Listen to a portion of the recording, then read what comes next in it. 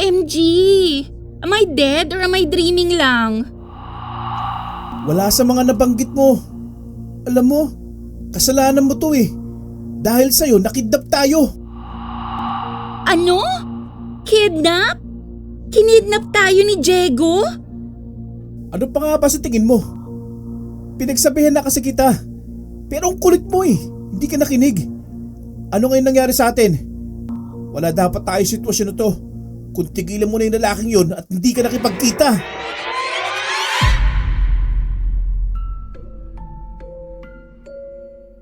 Lumaki ang kambal na sina Vince at Vina na uhaw sa pagmamahal ng isang ama. Ipinagbubuntis pa lamang kasi sila ng kanilang ina ay naglaho na ang kanilang ama. Walang nakaalam ni kahit sino kung saan ito nagpunta. Ang sabi ng iba ay baka sumama ito sa ibang babae o hindi kaya'y may dumukot dito. Pero ang lahat ng yun ay haka-haka lamang. At magpahanggang ngayon ay hindi na ito nakita. Uy! Abot langit na naman ang ngiti mo rin ah. Sino naman yung ka-text mo? Ikaw talaga.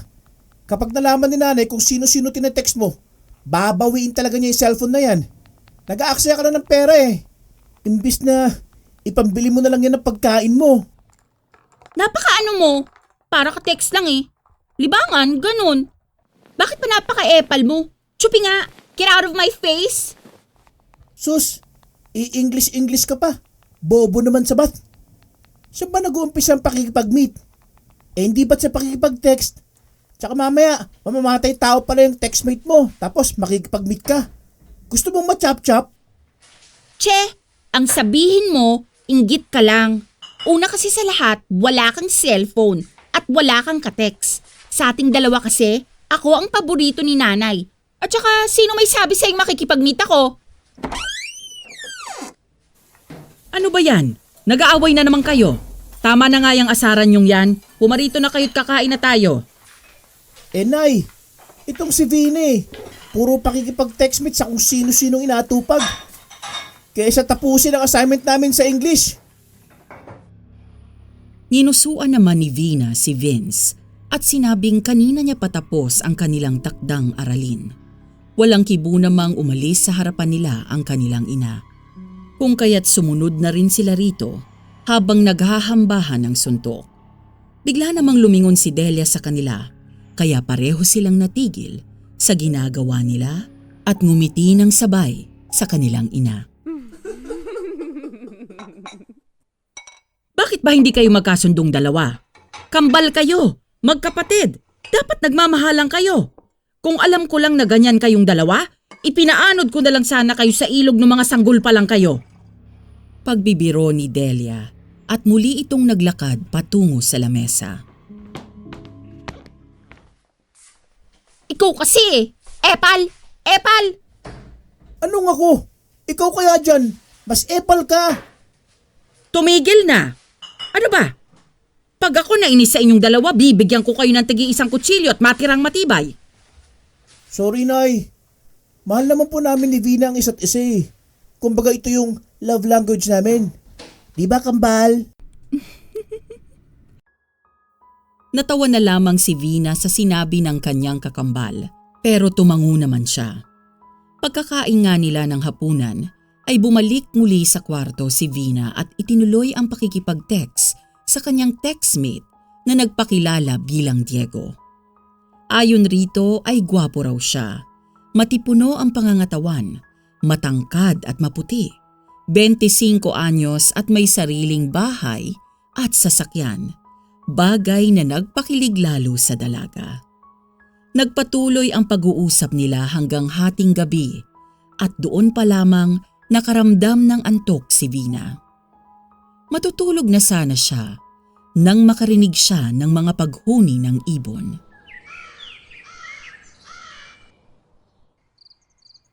Ay nako, mukhang may pregnant na naman na kapitbahay namin dahil may ibong kikik na naman na paikot-ikot. Sino naman kaya yung buntis? Ay nako. Hindi na nga niya ito muling pinansin at pumikit na lamang. Ngunit hindi siya makatulog dahil ang ingay talaga ng ibon. Tila galit na galit ito at nais nang makapangbiktima ng buntis. Kaya ang ginawa niya ay bumangon at nagpunta sa kusina upang kumuha ng asin. Nilagyan niya ang magkabila niyang kamay at pagkatapos ay lumabas siya ng bahay at inihagis ito sa paligid. Napatakbo na lang siya pabalik sa loob ng bahay nang marinig niya ang pagdapo ng ibon sa malaking puno ng mangga. Oh, para ka namang nakakita ng multo. Hating gabi na pero nasa labas ka pa. Anong ginagawa mo sa labas? Hindi multo ang nakita ko, Nay, kundi ibon. I mean, alagad ng aswang. Hindi ba't alagad ng aswang ang ibong kikik? Hay nako, Vina. 2004 na. Pero naniniwala ka pa rin sa kinuwento dati ng lola nyo sa inyo tungkol sa mga aswang na yan? Hindi yan totoo. Panakot lang yun ng lola ninyo sa inyo ni Vince. Para hindi kayo gumala sa kung saan-saan. Totoo talaga, Nay, hindi mo ba naririnig? Hindi ba't nung nakaraang taon, si Ate Nympha na biktima rin ng aswang? Kaya nga siya nakunan, di ba? At yun yung sinabi ng albularyo sa kanya. At naniwala ka naman. Kaya nakunan si Nympha dahil naglalabada pa kahit 3 buwan ng buntis at gumagapas ng palay dahil tamad yung asawa. At yon ang dahilan kung bakit siya nakunan. Hindi dahil sa ibon o aswang na sinasabi nila. Ay nako, matulog ka na. Sus, ang totoo kasi niyan, Nay. Lumabas talaga yan para sumagap ng signal. Nagulat na lamang sina Vina at Delia sa pagsulpot ni Vince at natatawa pa ito. Paepal ka na naman. Nagsasabi ako ng totoo, no? Sana sa'yo magpakita yung aswang. Gagating ka sana sa leeg. Sa'yo dapat. Kasi ikaw lang naman naniniwala sa mga aswang eh. Palibhasa, kamukha mo. Umirap na lamang si Vina sa kanyang kakambal at padabog na bumalik sa kwarto. Habang tumatagal ay unti-unting nahuhulog ang loob ni Vina sa kanyang kateks. Kahit hindi niya pa ito nakikita sa personal at pinapaniwalaan niya ang lahat ng mga sinasabi nito. Dumating pa sa punto na inaya na siya nito na makipagkita.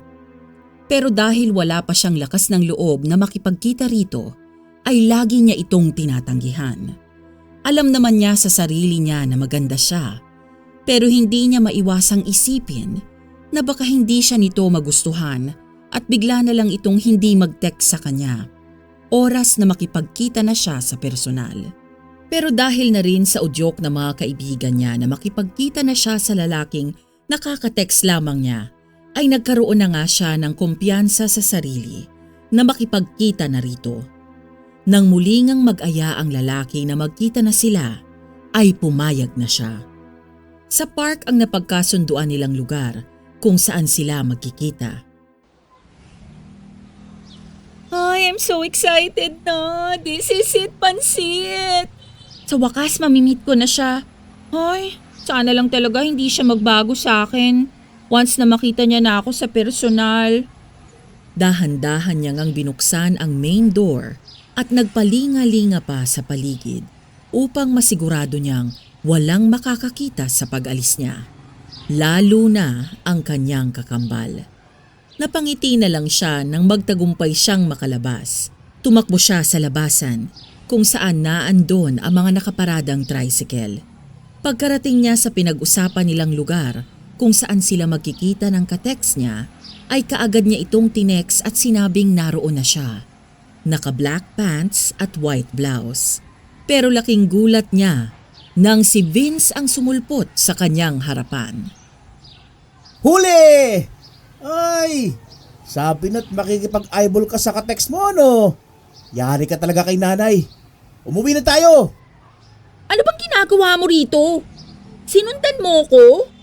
Epal ka talaga eh. Alis na nga. Pabayaan mo ko. Wala naman akong gagawing masama eh. Makikipagkita lang ako tapos uuwi na. Ikaw, wala. Pero paano yung kateks mo na may gawing masama sa'yo, ha? Tsaka huwag ka nga basta-basta nakikipagkita. Lalo na sa cellphone mo lang nakilala. Kababae mong tao, no? Hello, Vina? Sabay na napalingon ang kambal sa nagsalita at malakas ang kutob ni Vina na ito na ang kanyang katagpo. Gwapo nga ito, gaya ng sinasabi sa kanya sa text. Matangkad at maputi. Diego? Hala, almost perfect ka na! Ang gwapo mo nga! OMG!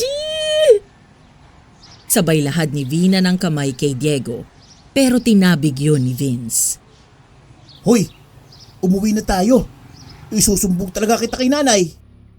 Ngunit dalawang lalaki ang mabilis na lumapit sa kanila at tinakpan ng panyo ang kanilang ilong. Sinubukan pa nilang kumawala mula sa mga ito, ngunit unti-unti na silang nawalan ng malay. Nagising na lamang si Vince na nasa loob ng isang abandonadong bahay. Maraming nakakalat na mga kagamitan rito. Teka, nasaan ako? Iginala niya ang kanyang paningin at nakita nga niya si Vina. Nasa sulok ito, malapit sa bintana, at wala pa rin itong malay. Tatayo sana siya nang mapansin niyang nakatali pala ang mga kamay at paa niya. Vina! Vina! Gising! Vina! Paulit-ulit na sigaw niya, ngunit hindi pa rin ito nagigising. Kaya ang ginawa niya ay inusad-usad niya ang kanyang puwetan upang makalapit sa kakambal. Anak ng tinapa, para akong uod sa kalagayan kong ito ah. Nasaan kami? Mukhang nadukot na kami ng mga sindikato. Yari ang mga organs namin nito. Kainis naman kasi itong kakambal ko eh. Sinabi ng tigilan ng pakikipag-text akong kani-kanino. Nang makalapit nga siya ay muli niyang ginising si Vina. Mabuti na lamang at nagising na ito. Kagaya rin niya, nakatali rin ang mga kamay at paa nito. OMG! Am I dead or am I dreaming lang? Wala sa mga nabanggit mo. Alam mo, kasalanan mo ito eh. Dahil sa'yo nakidnap tayo. Ano? Kidnap? Kinidnap tayo ni Diego? Ano pa nga ba sa tingin mo? Pinagsabihan na kasi kita. Pero ang kulit mo. Hindi ka nakinig. Ano ngayon nangyari sa atin? Wala dapat tayo sa sitwasyon na ito. Kung tinigilan mo na yung lalaking yun at hindi ka nakipagkita. Malay ko ba? Tsaka hindi ko naman to ginusto ah. Sana hindi mo ako sinundan para hindi ka nakidnap. Tapos ako sisisihin mo. At pinipilit maalis ang mga nakatali sa kanya. Huwag ka nang pumalag dahil lalo ka lang masasaktan. Napakahigpit ng mga tali sa kamay at paa natin. Kaya malabong makalagyan. Iisip ako ng paraan kung paano tayo makakalabas dito. Bakit pa nila tayo kinidnap? Akala yata nila mayaman tayo eh. Ay naku, kung alam lang nila sawang-sawa na tayo na puro gulay at isda. May isa pa akong naisip na dahilan kung bakit nila tayo kinidnap. Maaring hindi ito kidnap for ransom, kundi kukuhanin nila ang mga organs natin. Hindi pwede. Sasabihin ko isa na lang ang kidney ko tsaka yung puso ko wasak na kaya wala na silang mapapala sa akin. Sa tingin mo paniniwalaan ka nila o kaawaan? Hindi, Vina. Hindi. Ang kailangan natin gawin ngayon, manalangin. Diyos lang ang matatakbuhan natin sa oras na ito. Help! Help! May tao ba dyan? Tulungan niyo kami! Tulong! Parang awa niyo na tulungan niyo kami! Isang armadong lalaki ang pumasok sa loob. Itinutok niya ang baril kay Vina at sinabing hindi ito magdadalawang isip na kalabitin ang gatilyo kapag hindi siya nanahimik. Sa takot ng dalaga ay nanahimik na lang siya at yumuko. Nanginginig na rin siya sa takot. Ano pang kailangan nyo sa amin? Parang awa nyo na. Pakawalan nyo na kami. O kahit yung kakambal ko na lang. Kahit ako na lang maiwan dito.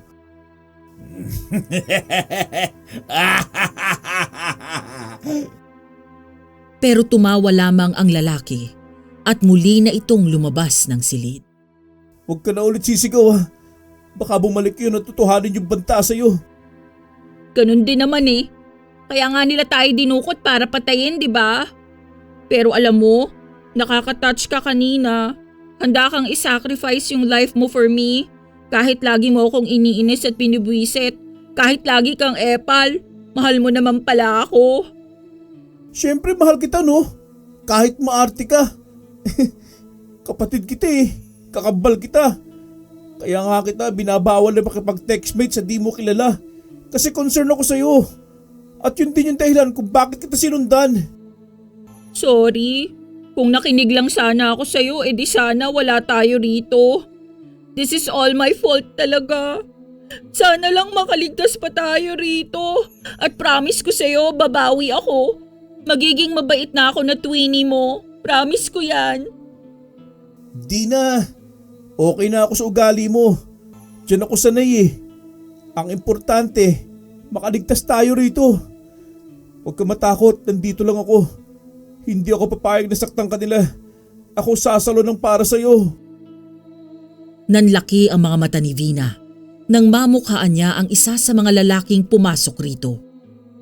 Sige na, kuhanin niyo na sila at dalhin sa kuta. Walang niya ka. Pinagkatiwalaan ka ng kakambal ko. Tapos ganito gagawin mo. May karma ka rin. Karma? Totoo ba? Sa tingin mo naniniwala ako sa karma. Walang ganon. Wala sa bokabularyo ko ang salitang karma. Pakawalan mo na kami! Pakawalan mo kami! Wala kang karapatang diktahan ako sa dapat kong gawin ha. Ano ako, tanga? Para gawin yung sinasabi mo. Matagal ko tong tinrabaho tapos sasabihin mo pakawalan ko kayo.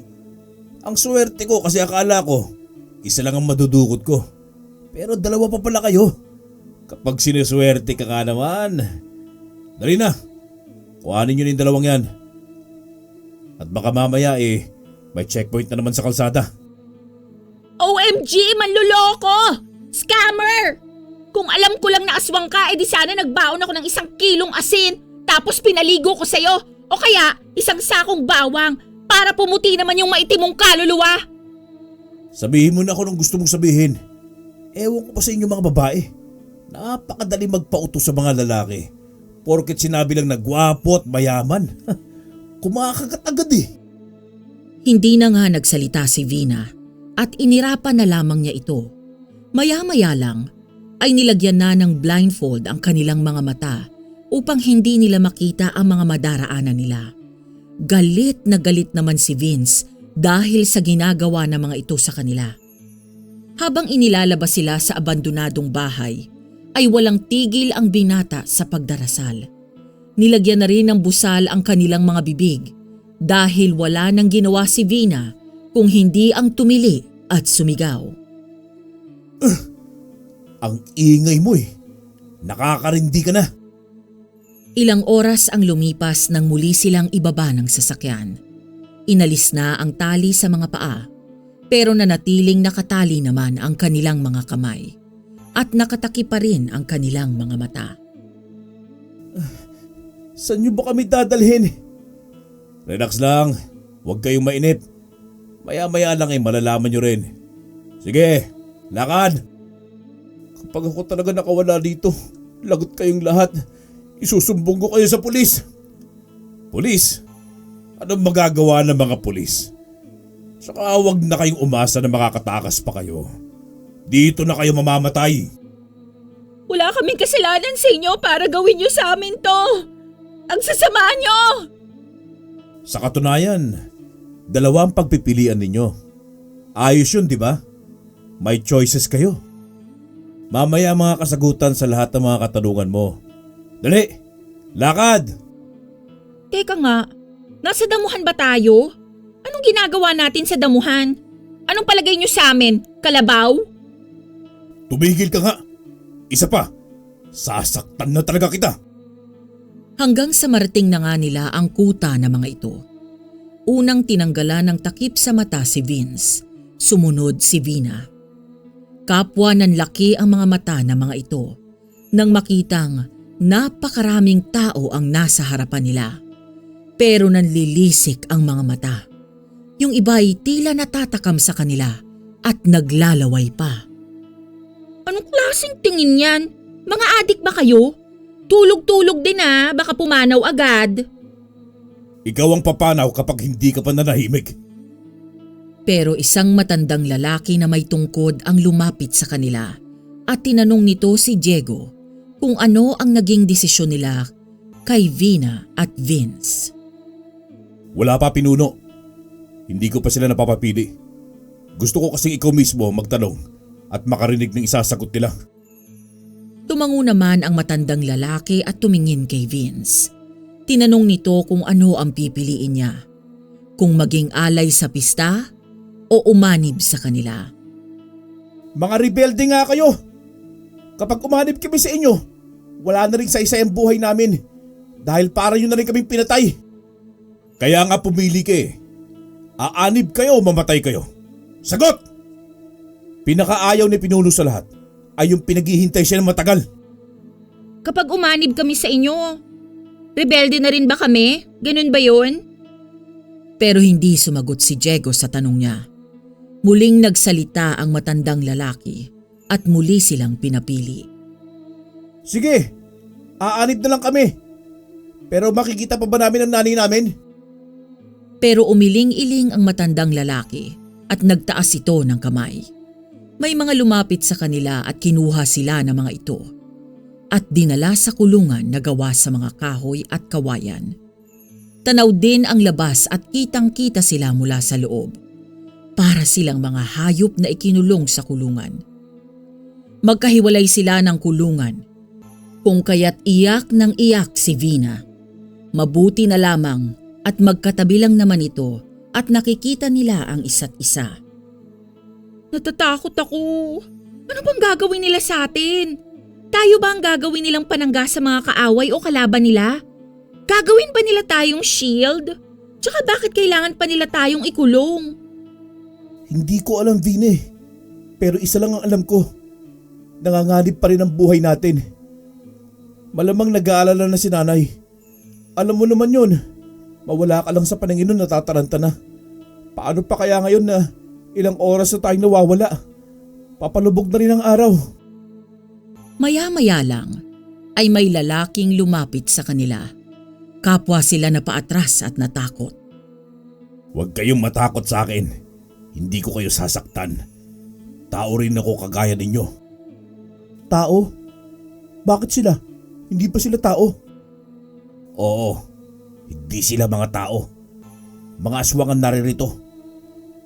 Malapit na ang pista nila. Kaya mag-uumpisa na silang dumukot ng mga tao na gagawing alay o handa. At ang iba naman ay gagawin nilang... Ano ho? Anong gagawin nila sa mga hindi nila iaalay? Nagpaparami sila ng lahi. Dinudukot nila ang mga kababaihan o kalalakihan para magparami ng lahi. Ang mga babae kapag nabuntis nila at nakapanganak na, papatayin na nila. Ganon din sa lalaki kapag nabuntis na nito ang babaeng aswang. What? Totoo ba yung sinasabi mo? Ibig sabihin, manggagahasa sila ng babae, bubuntisin at pagkatapos papatayin? Oo, ganon nga. Dapat pala kamatayan na lang ang pinili natin, Vince. Ganon din naman pala eh. Mas papahirapan pala nila tayo. Totoo nga mga kinukwento ni Lola noon tungkol sa mga aswang. Akong bahala sa inyo. Itatakos ko kayo rito. Ang mga aswang na yan ay hindi kasing lakas ng ibang mga aswang. Pero dahil tao lang tayo, hindi natin sila kakayanin. Nagkaroon naman ng pag-asa ang magkapatid dahil sa sinabi ng estranghero sa kanila. Talaga po? Pero paano po? Sa araw ng pista, abala ang lahat. Silang lahat kasi ay may kanya-kanyang gagawin. Doon ako magkakaroon ng pagkakataon upang itakas kayong dalawa. Maraming salamat po Dahil dyan nagkaroon po kami ng pag-asa. Siya nga po pala, kambal kaming dalawa. Kambal kayo? Nakakatuwa naman. Kambal din kasi ang pinagbubuntis noon ng asawa ko. Nasaan na po sila? Mahabang kwento. Ganun po ba? Kasama ka po ba namin sa pagtakas? Hindi na ako makakatakas pa sa lugar na ito. Gustuhin ko man, pero hindi pwede. Kaya tinanggap ko na ang kapalaran ko para sa kaligtasan na naiwan kong pamilya. Kung hindi ako sumama rito, buhay ng asawa at mga anak ko naman ang kapalit. Hindi ko po maintindihan. Tsaka, hindi po ba't ang sabi mo, pinapatay nila ang lalaki kapag nakabuntis na ng aswang? Hindi ka pa po ba nakakabuntis ng aswang? Kapag may pagkakataon pa, ikukwento ko sa inyo ang lahat. Hindi nila pwedeng makita na kinakausap ko kayo. Ito, may dala akong tubig. Alam kong nauuhaw na kayo. Mamaya maghahanap ako ng prutas upang may makain kayo. Maraming salamat po. Pero sana po tumakas ka na rin dito. Sigurado akong nag-aalala na rin sa iyo ang pamilya mo. Malamang niya nahi. Nakalimutan na rin ako ng asawa ko at nag-asawa na siyang iba. Ayos lang ako rito. Sanay na ako. Huwag niyo na akong intindihin pa. Iniabot nga ng lalaki ang tubig kay Vince at pagkatapos ay kay Vina naman. Tsaka ito nagpaalam sa kanila. Oh my gosh! Mga aswang pala sila? Walang tumama sa mga hula natin. Akala natin nung una mga sindikato, tapos rebelde. Yun pala, mga aswang sila. Ano, naniniwala ka na sa akin na totoo ang mga aswang? Oo, naniniwala na ako. Sana talaga'y makatakas tayo rito. At makumbinsin natin si kuya na tumakas na rin dito. Hindi man lang alam ng magkapatid kung talagang makakatakas pa sila, pero pilit nilang pinanghahawakan ang pangako ng estranghero. Hanggang sa sumapit na nga ang gabi. Maliwanag ang buwan, kung kaya't kitang-kita nila ang pagbabago ng anyo ng mga aswang. Nakakatakot ang itsura ng mga ito. Patulis ang mga tenga. Kulubot ang mga balat.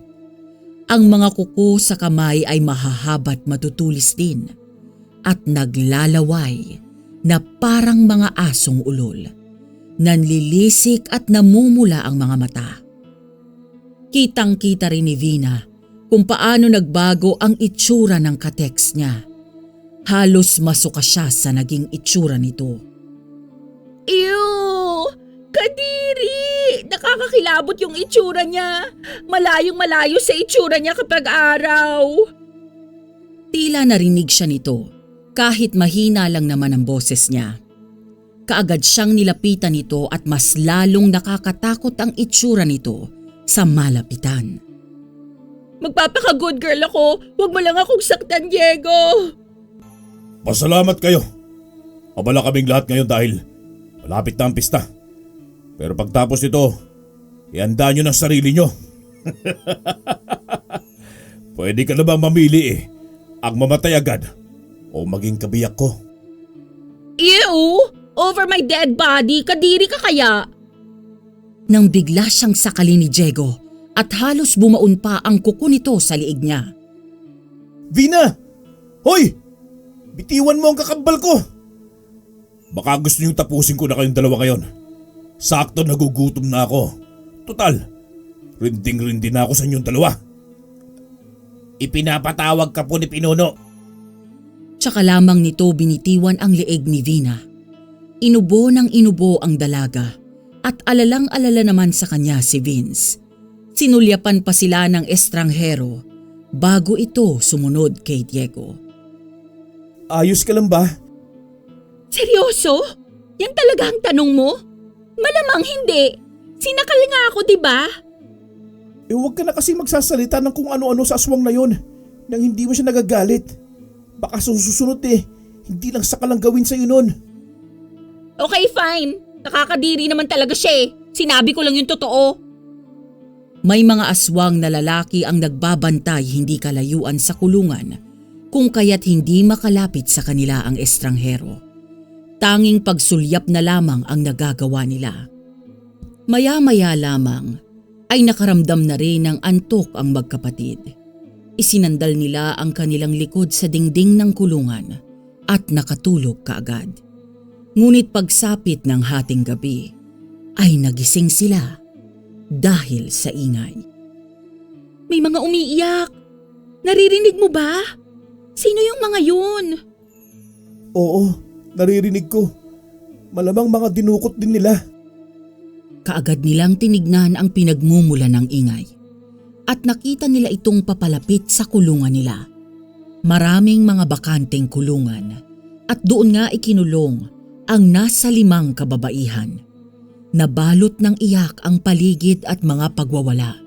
Ang isa ay sinampal pa ng aswang dahil pilit itong nagpupumiglas. Napatakip na lamang si Vina sa bibig at tumulo kaagad ang mga luha niya. Awang-awa siya sa mga ito dahil ang iba ay kaedad lamang nila ni Vince. Grabe sila. Wala silang awa. Kapag ako talaga nakatakas dito, ituturo ko tong pinamumugaran nila nang matapos na yung kasamaan nilang lahat.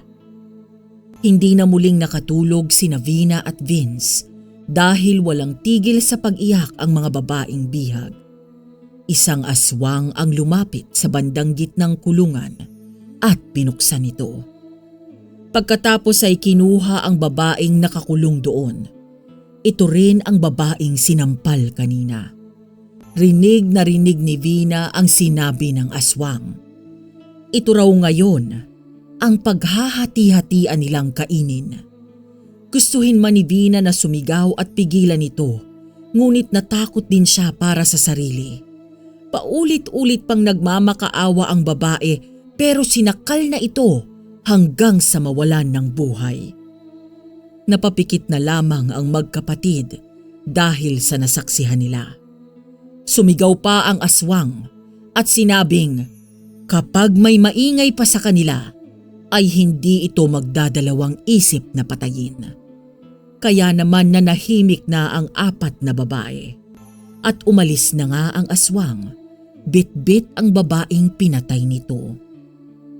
Nag-alisan din ang mga aswang na bantay, kaya naman nagkaroon ng pagkakataon sina Vina na tanungin ang mga bihag. Ayon sa mga ito, nagtatrabaho sila sa bahay aliwan. Nagpanggap na customer ang mga aswang at pinangakuan sila ng malaking halaga, kaya sila sumama sa mga ito. Hindi nila akalain na ang mga aswang na pala ang sinamahan nila. Kaloka ha? Nagpupunta rin pala sila sa bahay aliwan? Tong mga pangit na aswang na to? Hayang ka na naman eh. Mamaya maririnig ka na naman ni Jago at saktan ka ulit. Nang may paparating ang aswang, kaya natahimik si Vina. Nabalot siya ng takot sa pag-aakalang narinig siya nito. At makakatikim na naman siya ng sakal. Yun pala, may dala lang itong pagkain at tubig. Silang 2 lamang ang binigyan. Oh wow! May free food pala naman eh. Thank you. Alam mo, kahit aswang ka, ang pogi mo pa rin. Kanina pa sumasakit yung tiyan ko eh. Kailangan ko lang magpunta ng CR para magbawas. Pakawalan mo naman ako. Promise, hindi ako tatakas. Masakit lang talaga yung tiyan ko. Luminga naman sa paligid ang aswang at pinuksan ang kulungan niya, kung kaya't abot langit ang ngiti niya. Nilingon pa niya si Vince at nginitian ito at sumunod na siya sa aswang. Here na? Walang CR dito? As in, dito na ako uupo para Ay! CR lang, wala kayo?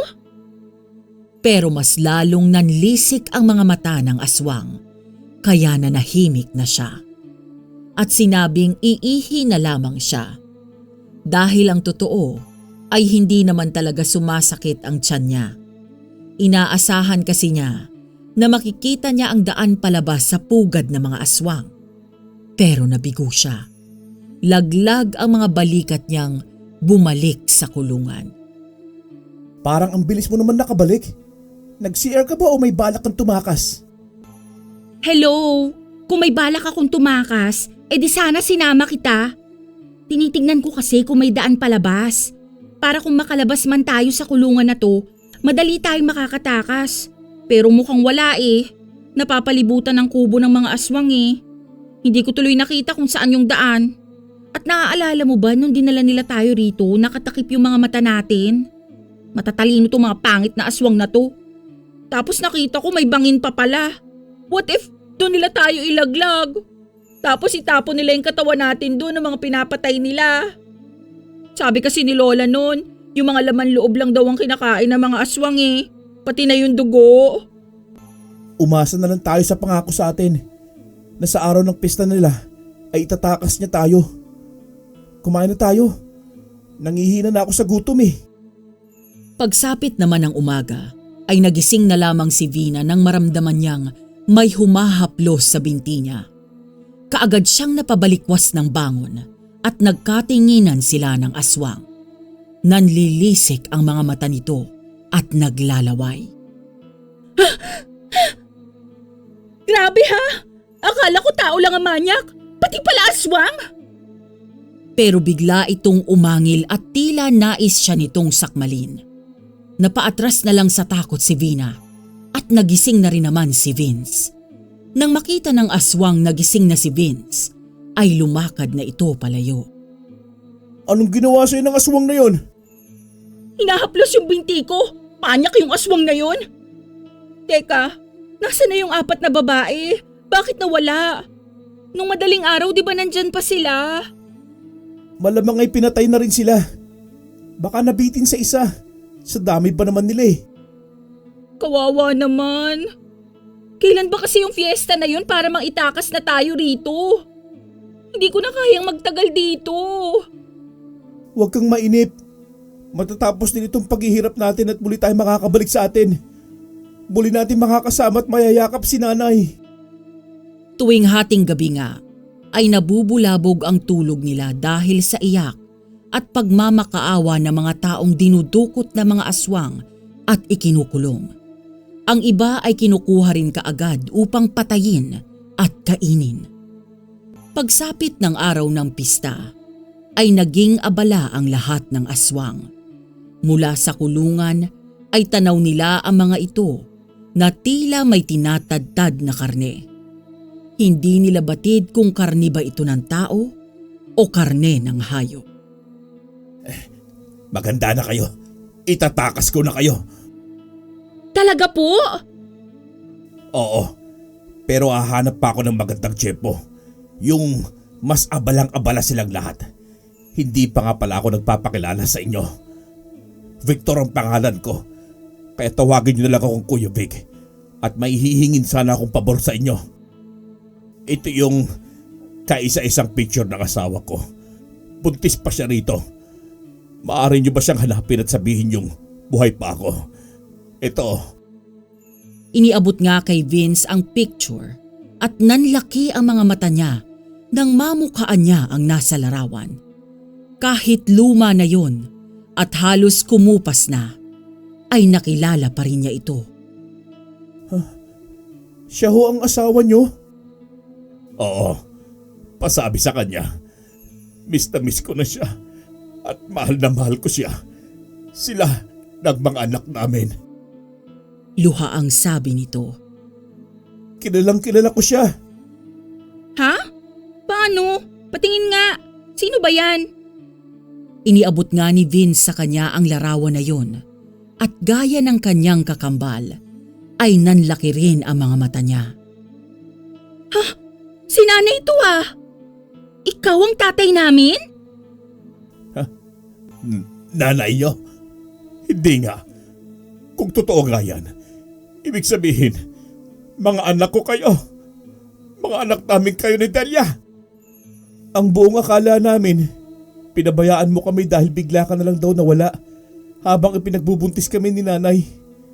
Yun pala, nandito ka. Nagsakripisyo ka para sa kaligtasan namin. Pero ano ba ang buong pangyayari, Tay? Bakit humantong sa ganito? Anong kasalanan mo sa mga aswang? Pero bago pa man makapagsalita si Vic, ay bigla na lang dumating si Diego. Hoy, anong ginagawa mo dito? Sinabi ko ba makipag-usap ka sa mga bihag? Tumulong ka ron. Abala ang lahat dahil sa pista, tapos nakikipag-usap ka sa mga ito. Ano kasi?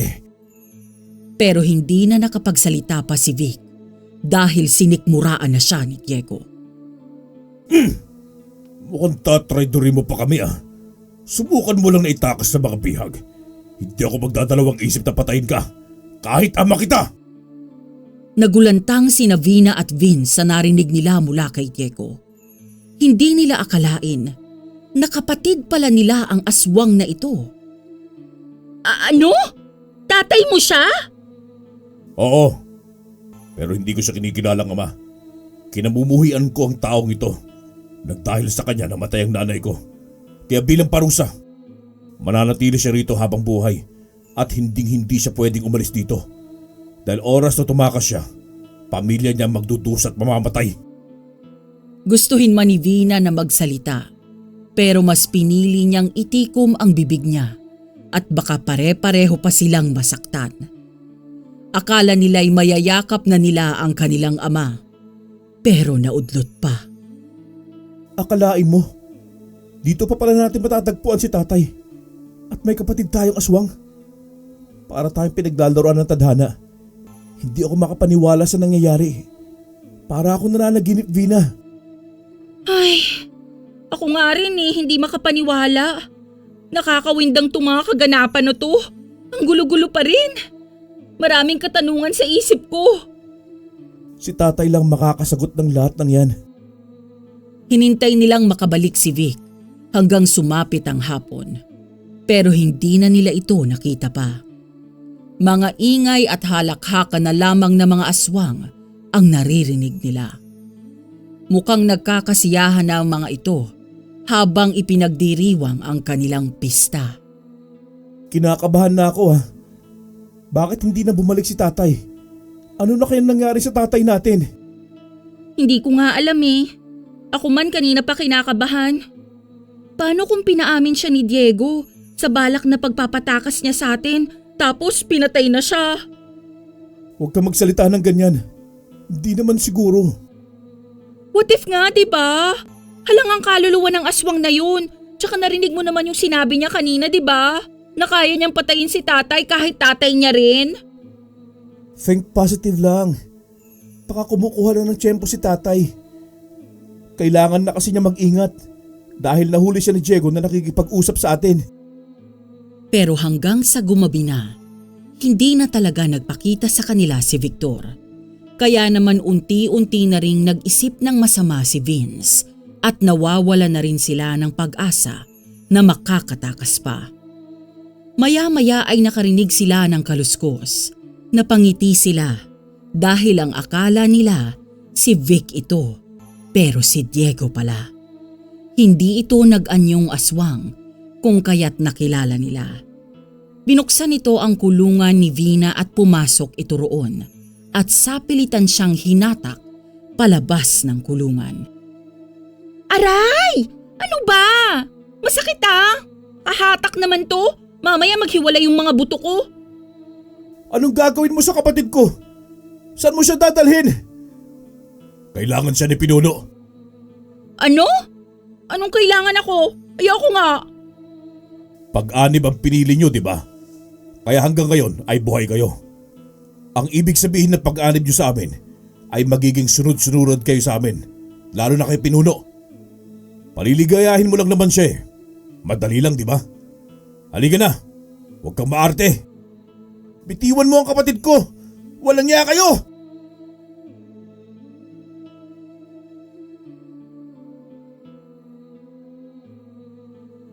Manahimik ka kung gusto mong makita pa tong kapatid mo. Pilit naman na nagpupumigla si Vina mula sa pagkakahawak ni Diego sa braso niya. Pero malakas ang binatang aswang. Kinaladkad siya nito muli at wala namang tigil sa pagsigaw si Vince. At nagmamakaawang ibalik na si Vina. Aray! Ang sakit Bitiwan mo na ako! Para ano? Para makatakas ka? Haler! Paano naman ako makakatakas, di ba? Masakit na kasi yung braso ko. Napakahigpit ng hawak mo, parang balak mo pambaliin yung buto ko. Ang dami mong arte. Ang dami mong satsat. Nagtungo nga sila sa isang kubo. Pero sa lahat ng kubo rito, ito ang mas malaki at mas maayos. Binuksan ni Diego ang pinto at tumambad sa kanila ang tinatawag na pinuno. Nakaupo ito sa higaan na gawa lamang sa kawayan. Wala itong pang-itaas na suot habang malagkit ang tingin kay Vina. No! No! No! No! Ayoko! Hindi to pwede! Get me out of here! Diego, please! Let me go! Matanda na nga, manyakis pa! Yak! Kadiri, kinikilabutan ako! Pero pagtawa lamang ang ginawa ni Diego at itinulak na siya nito kay Pinuno. Mag-enjoy ka po, Pinuno. Hoy! Ikaw! Paligayahin mo si Pinuno ha. Kung hindi, malilintingan ka sa akin at mapapaaga ang buhay mo. Parang awa niyo na, ayoko. Wala akong alam sa ganito. Virgin pa po ako. Tsaka bakit ako? Ang dami naman ng dinukot yung nagtatrabaho pa sa mga bahay aliwan, di ba? Mas mabango kay Pinuno ang mga kagaya mong wala pang karanasan.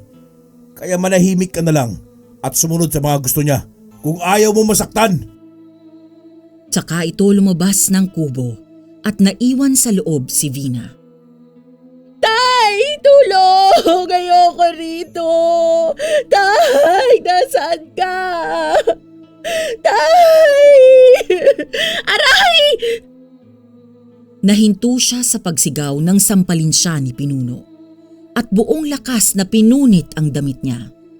Napayakap siya sa sarili dahil tanging panloob na lamang ang natira sa kanya. Dahil doon ay mas lalong lumagkit ang tingin sa kanya ng matanda, habang siya naman ay paatras ng paatras upang makalayo rito. Pero sa bawat atras niya ay umaabante naman ito at inaamoy-amoy pa siya. Tanging pag-iyak na lamang ang nagawa ng dalaga dahil alam niyang kahit anong pagmamakaawa ang gawin niya ay hindi siya nito pakikinggan. Hanggang sa hablutin na nito ang braso niya at binuhat siya. Nagpumiglas pa siya pero hindi niya kaya ang kakaibang lakas nito kahit matanda na.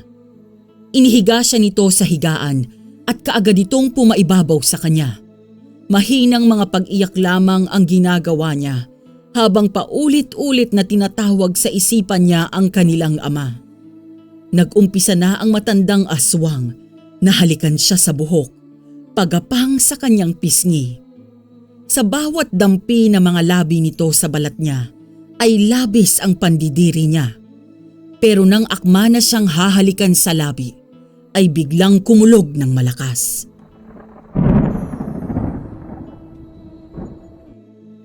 Kasabay nito ang biglang pagbukas ng pinto at napalingon dito ang matanda. Bitiwan mo ang anak ko! Tay! Sa wakas dumating ka! Oo anak, dahil hindi ako papayag na magtagumpay ang matandang yan. Nang akmang lalapit ang matandang aswang kay Vic, ay mabilis niyang iwinasiwas ang dala niyang itak at nasugatan niya ito sa muka at sa braso. Malalim ang mga naging sugat nito. Pero tila hindi ito ininda ng matanda. Binalikan nito si Vina na nasa higaan at sinakal ng mahigpit. Tinaga naman ni Vic ang likod nito at nagtalsikan ang dugo, kasabay nito ang paghandusay sa higaan. Sa wakas, napatay ko na rin siya. Dali anak, tumakas ka na. Akong bahalang magtago sa katawan ng matandang ito. Isuot mo itong damit ko. Kinuha nga ni Vina ang damit ng kanyang ama at mabilis na isinuot. Hayaan mo na yan, Tay! Halika na! Puntahan natin si Vince! Sabay-sabay na tayong tumakas! Mabilis nga silang lumabas ng kubo na ngayon ay malakas na rin ang ulan. Pagkulog pati na ang pagkidlat. Tinakbo nila ang kulungan kung saan naroon si Vince. Mabuti na lamang at walang nakabantay na aswang. Anong ginawa nila sa'yo? Sinaktan ka ba nila? Muntik na ako maghahasa ng matandang pangit na manyakis na yun. Ang tanda-tanda na eh. May pagnanasa pa rin sa katawan. Mabuti na lang at dumating si tatay. Niligtas niya ako at napatay niya rin yung pinunong yun. Kaya tatakas na tayo rito. Binuksan nga ni Vic ang pinto ng kulungan at lumabas mula roon si Vince. Halina kayo mga anak. Dito ang daan. Mabuti na lang at umuulan. Hindi lalabas ang mga aswang na yan. Patawarin niyo ako kung naging mahina at duwag ako. Dapat talaga noon ko pa ginawang umalis dito at inilayo ko na lang kayo. Huwag mo nang isipin yon, Tay. Ang importante ngayon ay magkakasama-sama na tayo. Tiyak kaming matutuwa si nanay kapag nakita ka niya. Ang akala talaga niya ipinagpalit mo na kami sa iba eh. Hindi ba nag-asawa ng iba ang nanay niyo? Hindi po ah. Ni nagpaligaw nga hindi eh. Mag-asawa pa kaya ng iba? Pagkatapos nga nilang mag-usap, ay tumakbo na sila paalis sa pugad ng mga aswang. Madulas ang daan, kaya naman nag-iingat din sila at ang isa pa'y madilim na. Hanggang sa makarating sila sa gitna ng kakahuyan. Pare-pareho silang napahinto nang makarinig sila ng mga pag-angil ng mga mababangis na hayop at mga pagkaluskos. Hindi nga nagtagal ay may nakita silang hayop at mapupula ang mga mata nito. Ano yan, Tay? Bakit mapupula ang mga mata? Aso ba yan o baboy ramo? Aswang din yan na nag-anyong baboy ramo. Kahit anong mangyari, huwag kayong bibitaw sa akin. Mabuti na lang at dala ko pa rin itong itak. Dahan-dahan ngang lumapit sa kanila ang aswang na nag-anyong baboy ramo. Sa bawat pag-abante nito ay napapaatras naman sila. Ngunit nagulat na lamang sila nang may pumana rito at humandusay ito. Sabay-sabay silang napatingin sa itaas ng puno at may tao na bumaba mula roon. Lumapit naman ito sa kanila at kaagad na nagpakilala. Si Mang Rogelio, isang manunugis ng aswang at isa ring albularyo. Hanggang sa may lumapit pang 2 baboy ramo na kaagad din niyang pinagpapapana. Ay, ang galing! Parang si Cupido! Vina, ano ba? Ay, maraming salamat po sa pagligtas sa amin. Kung ako lang ang lalaban sa mga aswang na yan, hindi ko kakayanin lalo na't itak lang naman ang dala ko. Ngumiti at tumango lamang ang albularyo at sinamahan na sila nito.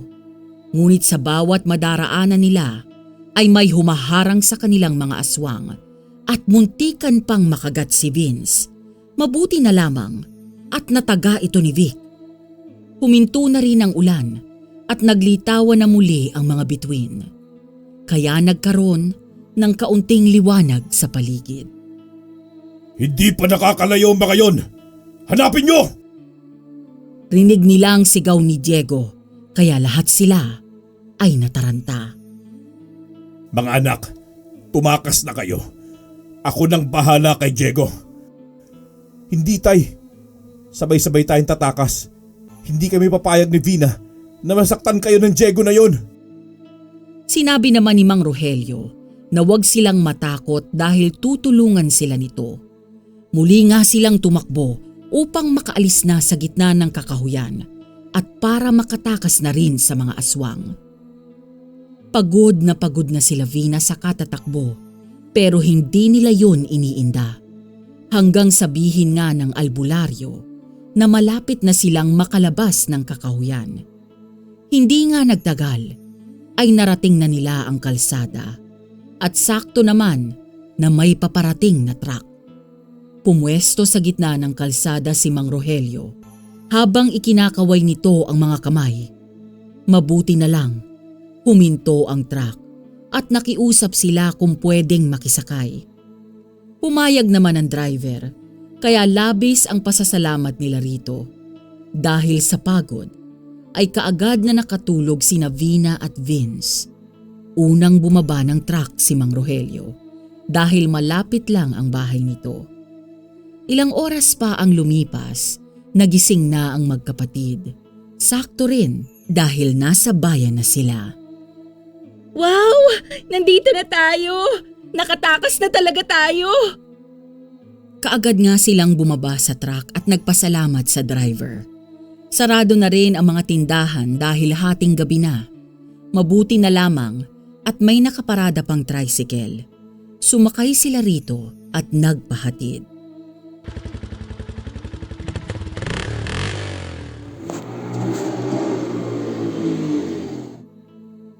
Sandali! Sino ba yan?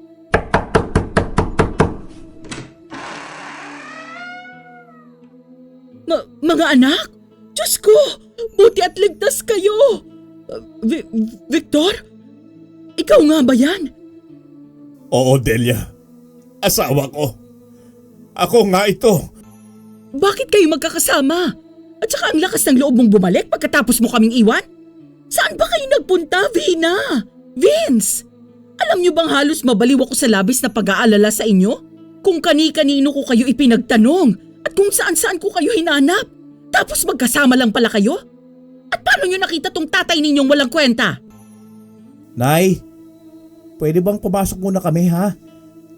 At nang may kwento namin sa iyo ang lahat. Ganito po kasi yan, Nay. Hindi ba't sinabi ko sa iyo na may textmate itong si Vina?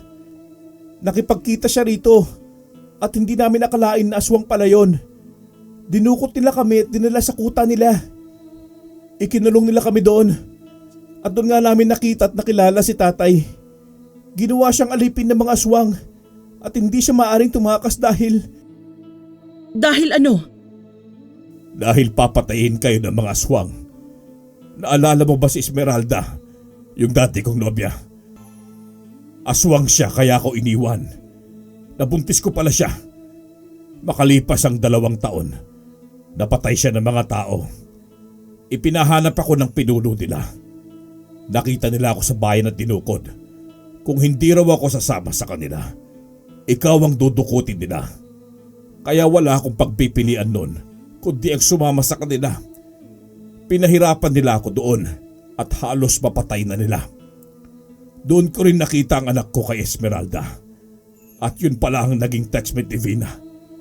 Ganon kasi ang ginagawa nila ngayon. Nanguhula sila ng mga number at kapag babae ang may-ari ng telepono na yun, hindi nila titigilan hanggang makumpinsin nilang makipagkita. Yak! Nandidiri ako kapag naaalala ko yung mga gabi nakatext ko yung Diego na yun. Sa pala siyang aswang. At higit sa lahat, kapatid pa namin.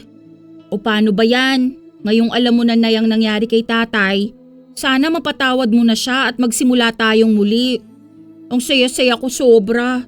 Sa wakas, buo na tayo. Delia, kaya mo ba ulit akong tagapin, mahal ko?